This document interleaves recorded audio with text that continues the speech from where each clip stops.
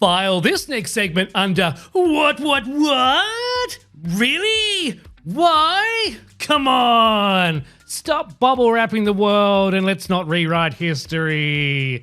As this week we've seen news come out that Roald Dahl's children's books are being rewritten to remove language deemed offensive by publisher Puffin.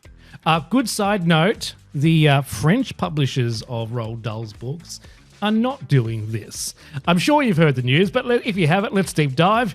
Puffin has hired sensitivity readers to rewrite chunks of the author's text to make sure that the books, and I quote, can continue to be enjoyed by all today. This has resulted in extensive changes across all of Dahl's work. Now, I don't know about you, but I loved Roald Dahl's books growing up because they were a little naughty and direct with language, as well as well-written, creative, and a great source to spark imagination and visualization of a make-believe world. Edits that have been made include descriptions of characters' physical appearances. The word fat has been cut from every new edition of relevant books, while the word ugly has also been culled.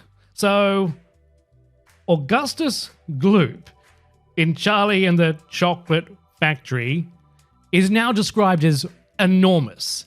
And in the Twits, Mrs. Twit is no longer ugly and beastly, but just beastly. You know, I'm surprised that the name Twit wasn't changed because, you know, when we're thinking about it, that could be problematic language there too. A twit is not a compliment. Hundreds of changes have been made to the original text, and this includes some passages not written by Dahl being added to his work. Now, I don't want to get all moralistic, high-horsed here or offended for the sake of being offended without knowing why I'm offended, but I'm offended here. Well, I'm not really. I'm just cautious.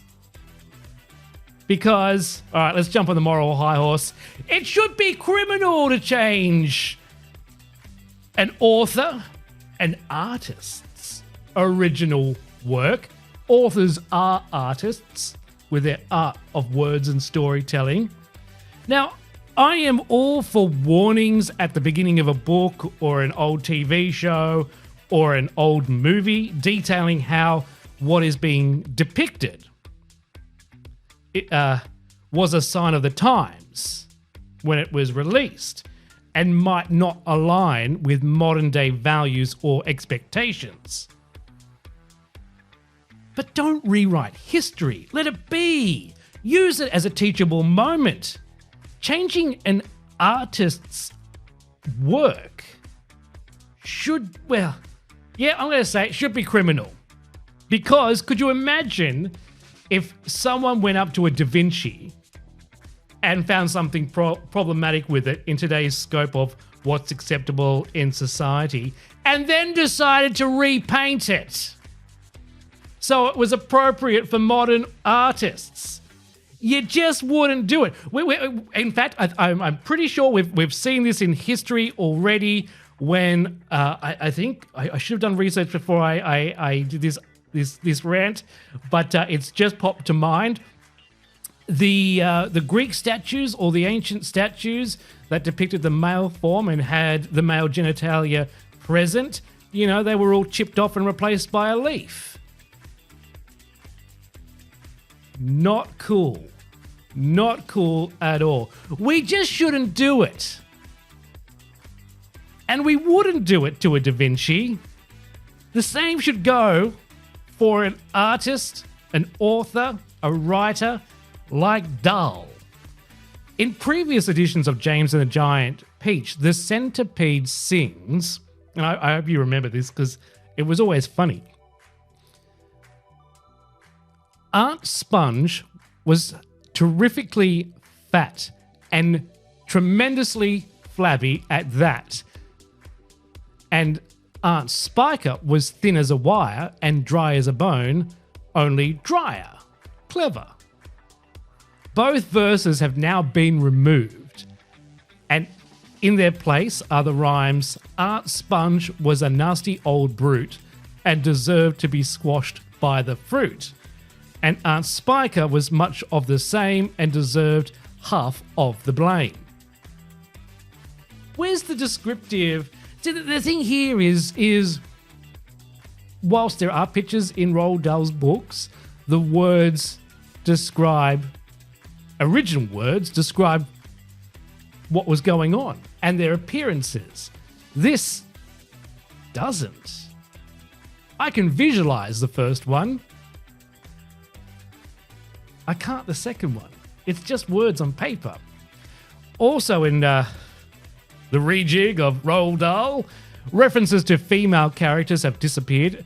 Miss Trunchbull in Matilda, once a most formidable female, is now a most formidable woman.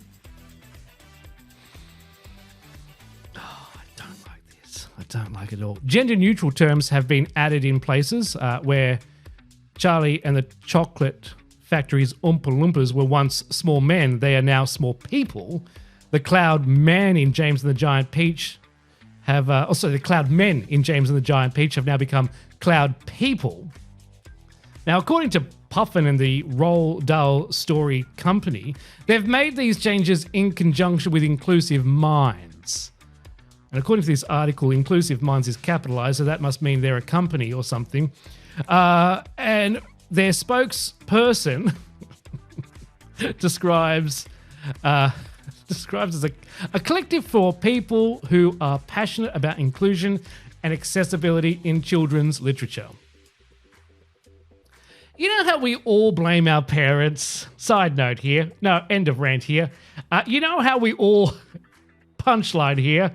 You know how we all blame our parents for screwing us up?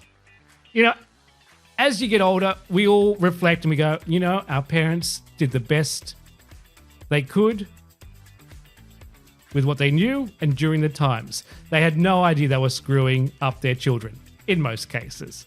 Parents of today, here's your evidence that you're screwing your children up. Like I said earlier, teachable moment. Teach kids that it's not okay to call someone fat. Teach kids that this is just Dahl's blunt writing style and that it's not okay to call someone fat. Don't bubble wrap and sugarcoat things to the point of non-existence, because how will kids learn? And my other thought on this, unless an author is present and willing to change their work, I repeat, their work should not be changed. Now, I'm not saying the changed language was the reason why Dahl's books have been popular generation after generation of kids. But let's wait, watch and see what happens to his work in the future after the publishers go down this hill, down this little path. I don't think it will go well with them. Timestamp this and let's revisit this in 10 years' time. #rant over. The Troy Murphy Show.